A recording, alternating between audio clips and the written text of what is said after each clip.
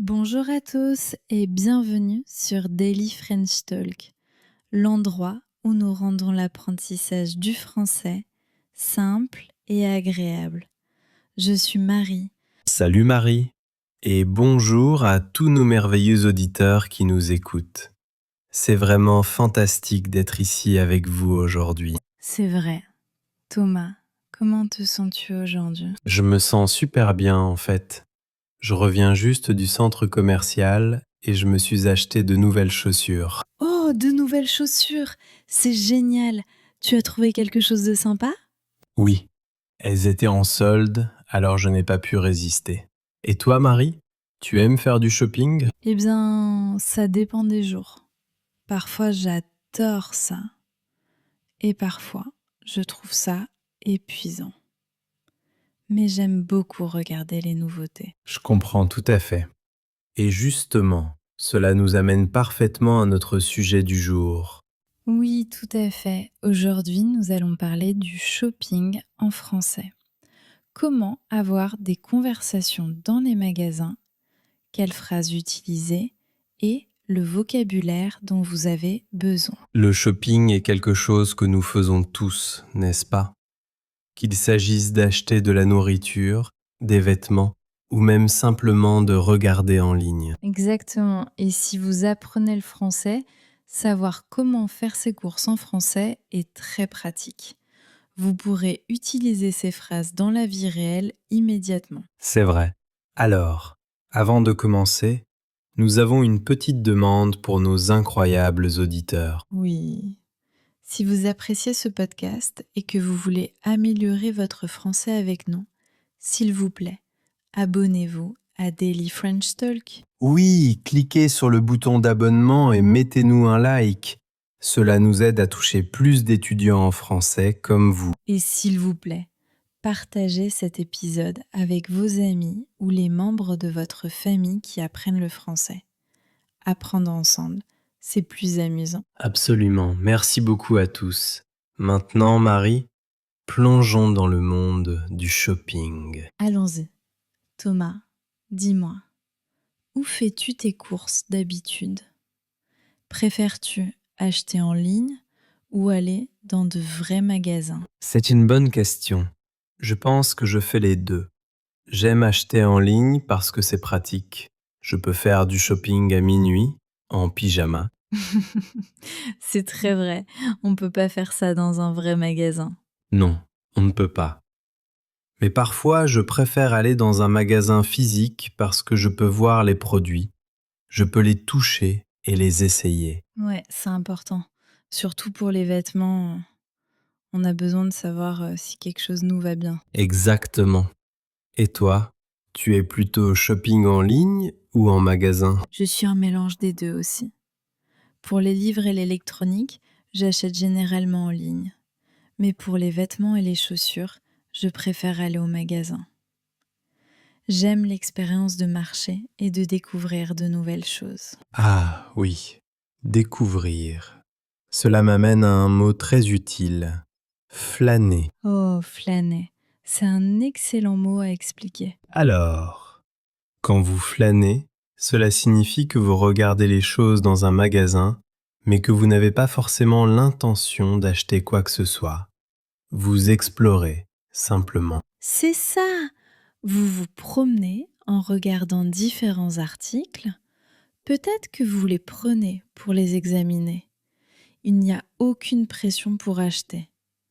Par exemple, je pourrais dire « Hier, j'ai flâné dans une librairie pendant environ 1 heure. » Cela signifie que je regardais juste les livres en profitant de mon temps. Parfait exemple. Et on peut aussi flâner en ligne. Je flânais sur le site internet hier soir. Ouais, exactement, c'est un mot très courant quand on parle de shopping. Ça l'est. Maintenant, il y a une autre expression amusante liée à ça. Lécher les vitrines. Ah, j'adore lécher les vitrines. Qu'est-ce que ça veut dire, Thomas? Lécher les vitrines, c'est quand on passe devant les magasins et qu'on regarde les étalages à travers les vitres, mais qu'on n'entre pas pour acheter. Exactement, on profite juste, de regarder, les jolies choses derrière la vitre, peut-être qu'on regarde la dernière mode ou, la nouvelle technologie. C'est une activité agréable et ça ne coûte pas d'argent. C'est la meilleure partie. On pourrait dire: «Dimanche après-midi, mon ami et moi sommes allés lécher les vitrines au centre-ville». Je fais ça parfois quand j'attends quelqu'un. Je me promène et je lèche les vitrines pour tuer le temps. C'est relaxant. Maintenant Thomas, parlons de quelque chose que tout le monde aime, les soldes. Oh oui, les soldes. Tout le monde aime les réductions. C'est vrai, mais il y a une différence importante en français qui peut parfois être confuse. La différence entre être en solde et être à vendre. C'est très important. Ça se ressemble, mais ça veut dire des choses différentes. Exactement.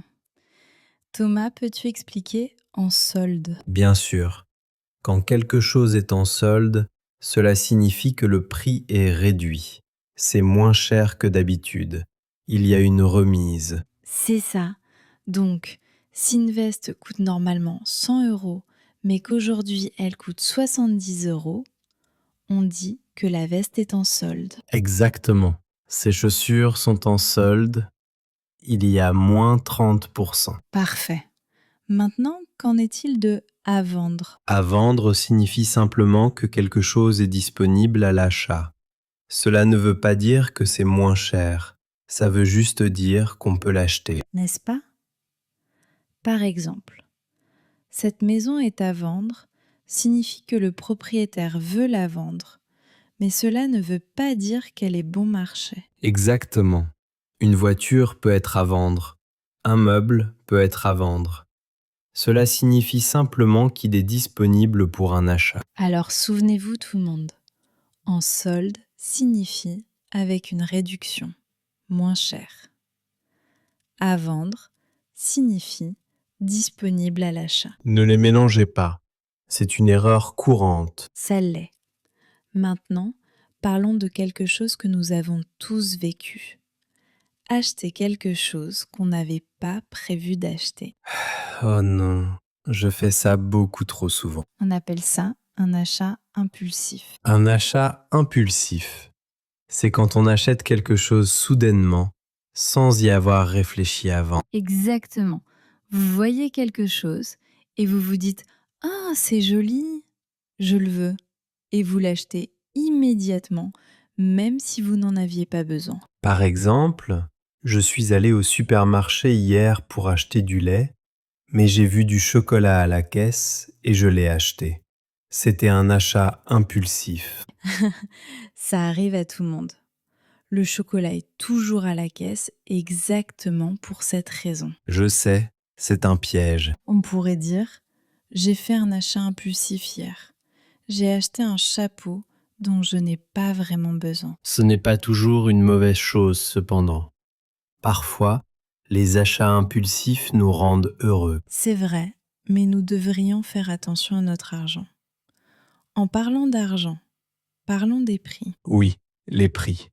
C'est une partie importante des conversations de shopping. Maintenant, il y a une expression utile quand quelque chose est beaucoup trop cher. On dit que c'est une arnaque. Une arnaque. C'est un excellent mot à connaître. Thomas, peux-tu expliquer ce qu'est une arnaque? Bien sûr. Une arnaque, c'est quand quelque chose coûte beaucoup trop d'argent. C'est déraisonnablement cher. On a l'impression que le vendeur nous trompe. Exactement. Le prix n'est pas juste. C'est trop élevé pour ce que c'est. Par exemple, j'ai acheté une bouteille d'eau à l'aéroport pour 5 euros. C'est une arnaque. L'eau ne devrait pas coûter 5 euros. C'est un parfait exemple. Les prix des aéroports sont toujours terribles. Ils le sont. On pourrait aussi dire 20 euros pour un sandwich. C'est une véritable arnaque. Oui, cela exprime que vous pensez que le prix est injuste ou ridicule. Maintenant, Marie, qu'en est-il quand ce n'est pas une arnaque? Quand le prix est vraiment bon? Eh bien, on pourrait dire que ça en vaut la peine. Ces chaussures étaient chères, mais elles sont vraiment confortables. Elles en valent la peine. C'est bien. On pourrait dire que quelque chose est un prix raisonnable. Oui, un prix raisonnable signifie que le coût est juste. Ce n'est pas trop bon marché, ni trop cher. C'est approprié. La nourriture dans ce restaurant est à un prix raisonnable. Ce n'est pas luxueux, mais ce n'est pas bas de gamme non plus. Parfait. Maintenant, parlons d'une autre phrase importante. Hors de mon budget. Oh, c'est une façon polie de dire que quelque chose est trop cher pour vous. Exactement. Votre budget est la somme d'argent que vous avez prévu de dépenser. Donc si quelque chose est hors de votre budget, cela coûte plus cher que ce que vous pouvez vous permettre. Par exemple, je regarde un nouvel ordinateur portable. Il coûte 2000 euros. Je ne peux dépenser que 1000 euros. Alors je dis, cet ordinateur est un peu hors de mon budget. C'est une façon très naturelle de le dire. C'est poli et clair. Oui. Et vous pouvez utiliser cette phrase en parlant à un vendeur. Il pourrait vous montrer quelque chose de cher et vous pouvez dire « C'est magnifique, mais c'est un peu hors de mon budget. Auriez-vous quelque chose de moins cher ?» Exactement. C'est une phrase utile pour négocier ou demander des alternatives. Très utile. Maintenant, Marie, imaginons que nous sommes dans un magasin de vêtements. Quelles sont les phrases courantes que nous pourrions utiliser ? Bonne idée. Commençons par l'essayage. Quand vous voulez tester si un vêtement vous va, vous demandez « Est-ce que je peux essayer ceci ?» L'essayer. Cela signifie le mettre sur soi pour voir si la taille est bonne et si l'on aime le style. C'est ça. Donc, vous prenez une chemise et vous demandez au vendeur « Excusez-moi, est-ce que je peux essayer ceci ?» Et ils vous diront généralement « Bien sûr, la cabine d'essayage est par là. La cabine d'essayage, c'est la petite pièce où l'on se change pour essayer les vêtements. » On l'appelle aussi parfois simplement la cabine. Exactement. Alors, vous allez dans la cabine d'essayage, vous essayez la chemise, et peut-être qu'elle ne vous va pas. Alors vous sortez et vous demandez « Est-ce que vous avez ceci dans une autre taille ?» Phrase parfaite. Ou vous pourriez demander « Est-ce que vous avez ceci dans la taille au-dessus ?» ou « Est-ce que vous avez ceci dans la taille en dessous ?» Et parfois, vous aimez le style, mais pas la couleur. Alors vous demandez « Est-ce que vous avez ceci en bleu ?» ou « Est-ce que vous avez ceci en noir ?» Ce sont toutes des questions très pratiques. Maintenant, Thomas, et si tu es dans un magasin et qu'un vendeur s'approche de toi mais que tu ne veux pas d'aide? Ah oui, ça arrive souvent. La chose polie à dire est « Je regarde juste, merci ». Exactement. Je regarde juste signifie que vous flânez. Vous n'avez pas besoin d'assistance pour le moment. C'est poli et clair. Le vendeur dira généralement « Pas de problème. Dites-moi si vous avez besoin de quoi que ce soit. » C'est ça. Mais si vous avez besoin d'aide, que dites-vous? Vous pouvez dire « Excusez-moi, pourriez-vous m'aider ?» ou « Excusez-moi, je cherche un cadeau d'anniversaire pour ma sœur. » Parfait. Être spécifique les aide à mieux vous conseiller. Maintenant, parlons de quelque chose de très important lors du shopping. La politique de retour. Oh oui, la politique de retour. C'est crucial de comprendre ça. La politique de retour, ce sont les règles du magasin concernant le retour des articles si vous n'en êtes pas satisfait. C'est ça. Peut-on le retourner? Est-on remboursé? A-t-on besoin du ticket de caisse? Combien de jours a-t-on pour le faire? Toutes ces questions font partie de la politique de retour. Chaque magasin a ses propres règles. Exactement. Donc avant d'acheter quelque chose, surtout si c'est cher, vous pourriez demander « Quelle est votre politique de retour ?» Ou vous pourriez demander « Est-ce que je peux le rendre si ça ne va pas ?» Bonne question. Le vendeur pourrait dire « Oui, vous pouvez le retourner sous 30 jours avec le ticket de caisse. Ou il pourrait dire « Désolé, c'est une vente finale. Cela signifie que vous ne pouvez pas le retourner. C'est ça. Une vente finale signifie aucun retour, aucun échange. Vous gardez ce que vous avez acheté.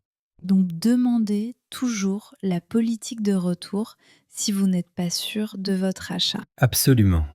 Maintenant, parlons de la caisse. C'est le moment où vous payez vos articles. La caisse est le comptoir où l'on paye ou le processus de paiement lui-même. C'est ça. Quand vous êtes prêt à acheter, vous allez au comptoir de la caisse.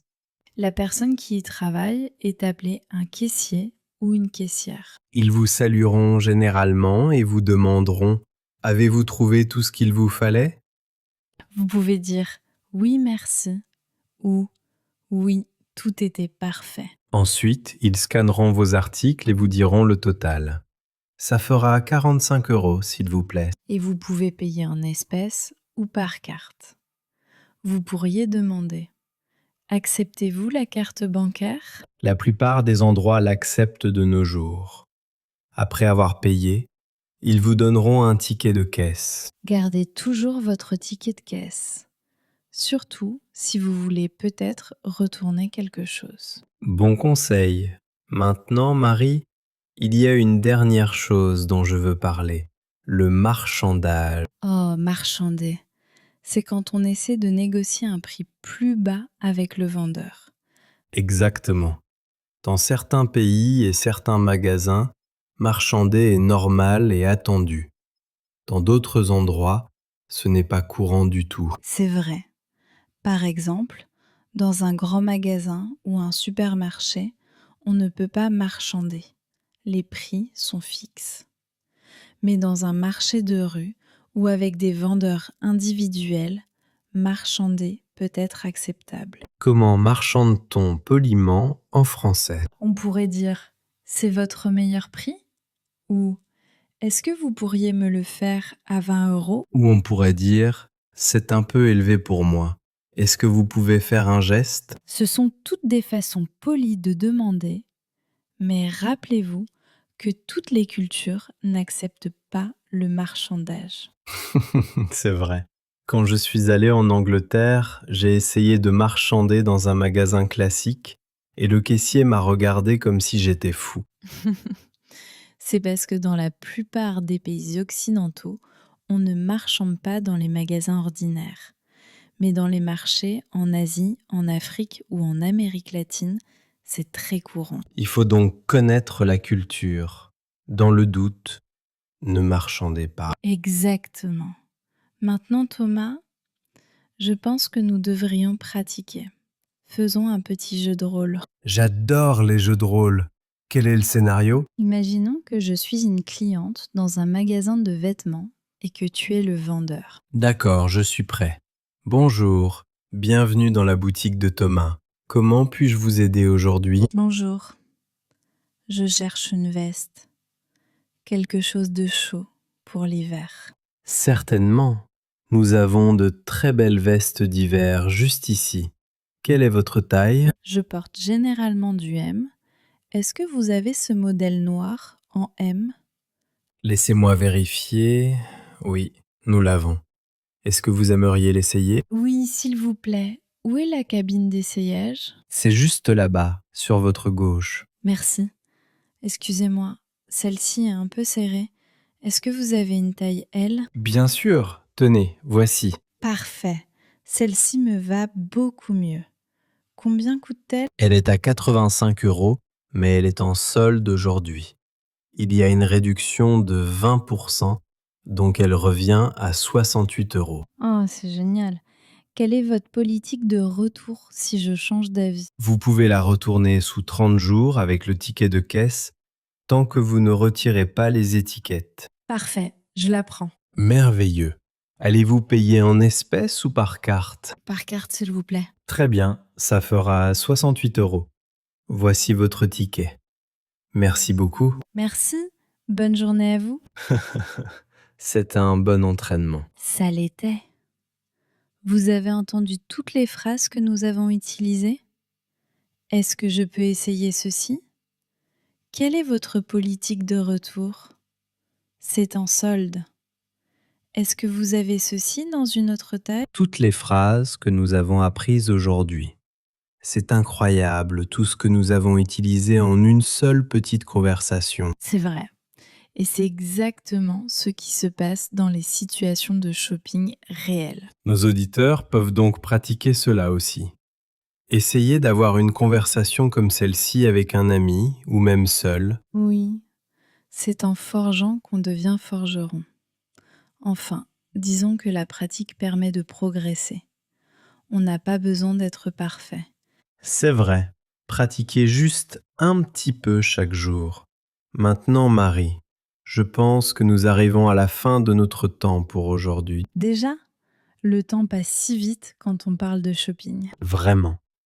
Mais avant de finir, nous avons une question pour vous tous qui nous écoutez. Oui, nous voulons vous entendre. Dites-nous dans les commentaires ce que vous aimez acheter. Des vêtements, de la nourriture, de l'électronique, des livres. Et dites-nous, préférez-vous acheter en ligne ou dans les magasins? Nous sommes très curieux de le savoir. S'il vous plaît, écrivez votre réponse dans les commentaires ci-dessous et essayez d'utiliser l'une des phrases que nous avons apprises aujourd'hui. Par exemple, vous pourriez écrire « J'aime flâner dans les librairies, mais j'achète généralement mes livres en ligne. Ou vous pourriez dire « J'adore acheter des vêtements, mais parfois je fais des achats impulsifs. » Parfaits exemples. Nous lisons tous vos commentaires et nous adorons avoir de vos nouvelles. Et si vous avez aimé cet épisode, n'oubliez pas de vous abonner à Daily French Talk. Oui, cliquez sur le bouton d'abonnement et partagez ce podcast avec tous ceux qui apprennent le français. Nous avons encore tellement de sujets à venir. La prochaine fois, peut-être que nous parlerons de commander de la nourriture en français ou des conversations de voyage. Dites-nous en commentaire quel sujet vous aimeriez apprendre ensuite. Merci beaucoup à tous de nous avoir écoutés aujourd'hui. Vous faites un travail incroyable avec votre français. Continuez à pratiquer, continuez à apprendre. Et rappelez-vous, chaque conversation est une opportunité de progresser. On se voit dans le prochain épisode. Prenez soin de vous tout le monde, bon shopping et bon apprentissage. Au revoir. Salut!